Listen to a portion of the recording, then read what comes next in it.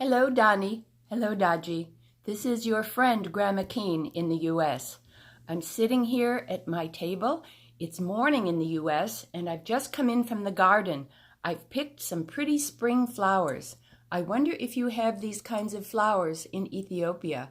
These with the part coming out of the center are called daffodils. And this one, the pink one, is called a hyacinth. And the hyacinth has the prettiest smell you can imagine. I think you like flowers because your mother sent me a picture of you sitting both in a field of yellow flowers. We also have lots of other plants coming up now because it's spring here in the U.S. And this is one of my favorite plants. It's a clover plant, but it's also called a triangle plant. Can you tell me why it's called a triangle plant? So, now I will continue with the story that I was reading to you yesterday. The picture of the plankton did not come across too well, I don't think, in the camera. So this is the plankton that you can only see under the microscope. They are also called phytoplankton. Phyto means plant, and plankton means wandering.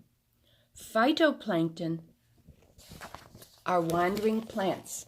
And the book is not wandering, but the phytoplankton wander through the sea, and they go as the water takes them.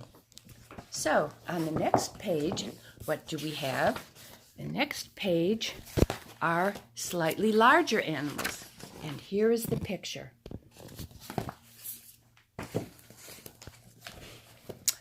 I wonder if you know what shrimp are.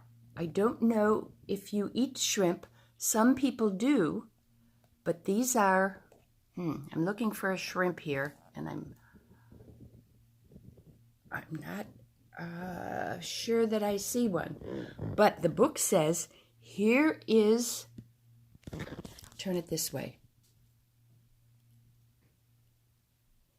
Here is a shrimp as small as a snail.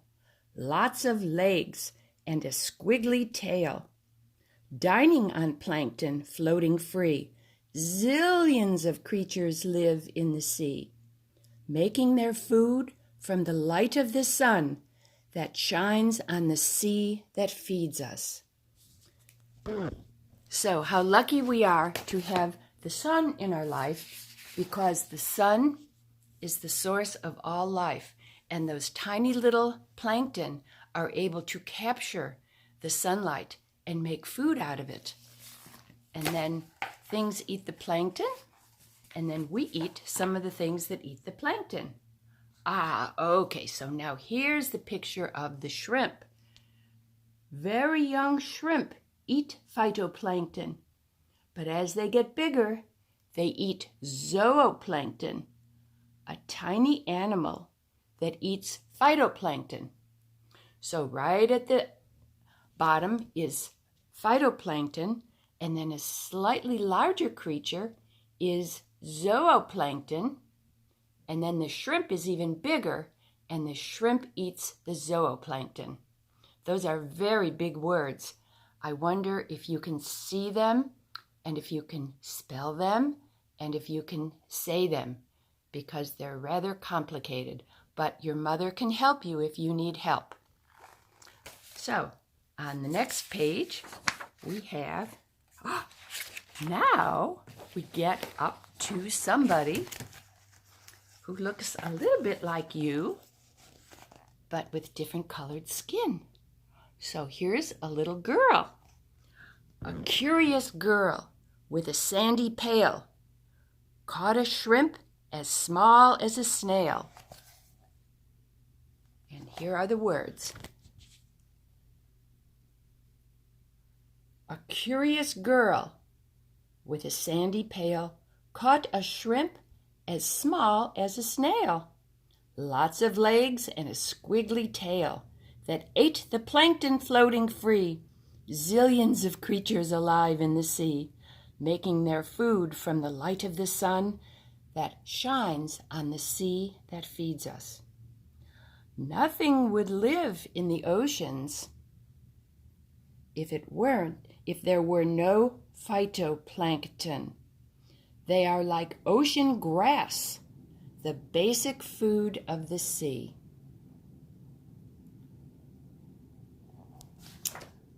So, aren't we lucky that we have those little creatures in the sea that are able to make food for all other things to eat? And here's a picture of the wind over the ocean, blowing hard, and it makes great big waves. So, this is the wind, mighty and grand, that drove the waves upon the sand and made the gloomy storm clouds fly like airborne whales across the sky. And even though you don't live near the sea, I'll bet you know what a whale is. That huge, huge mammal that lives in the sea. So some of the storm clouds are so big that they're as big as a whale up in the sky.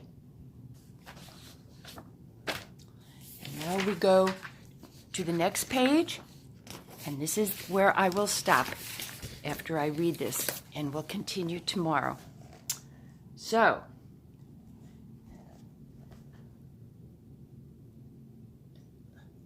the roaring wind and the booming gale thrilled the girl with the sandy pail,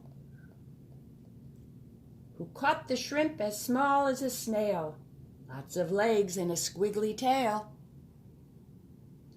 that ate the plankton floating free, zillions of creatures alive in the sea, making their food from the light of the sun that shines on the sea that feeds us. So they're making their food from the light of the sun that shines on the sea that feeds us. Storms and strong currents help phytoplankton to grow by churning up nutrients from deeper down in the sea, in the ocean. And you know what nutrients are, I think. Nutrients is another word for food. So when the wind blows and it churns up the water, food from the bottom of the ocean gets brought up to the top so that the phytoplankton can eat it. And here is the little girl again, and she's showing her treasure, the shrimp. She's showing it to her mother. Looks like her mother has a big fishing pole. Maybe she's trying to catch some fish in the ocean. So I'll stop there for today. I hope you have a good time. I hope tonight you have a good sleep. And tomorrow I will read some more to you. Take care and be good. Love to you and your mom and your dad. Bye-bye.